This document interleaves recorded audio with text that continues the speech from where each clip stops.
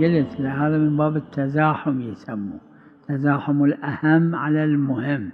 الإمام عليه الصلاة والسلام المعصومون 14 حسب الأدلة المتواترة يعلمون بكل شيء، من يقتلهم، متى يقتلون، في أي لحظة وبأي شيء يعلمون.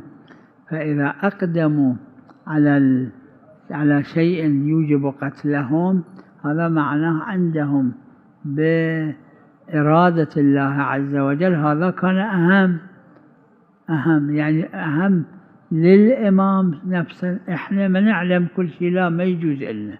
أما الإمام المعصوم الذي يعلم كل شيء، هذا من باب أنه شخص الإمام، وتشخيصه هو عين ما أراد الله عز وجل أن هذا أهم كان.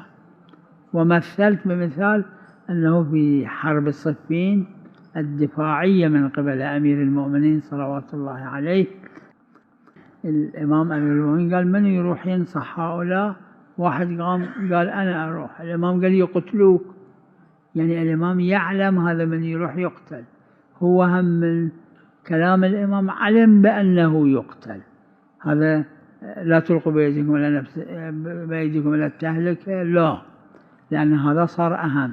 وبعدين واحد ثاني راحوا قتلوه، قال من يقوم؟ أتصور 3 مرات 3 أشخاص من أصحاب الإمام عليه الصلاة والسلام راحوا وقتلوا، والإمام أخبرهم بأنه يقتل.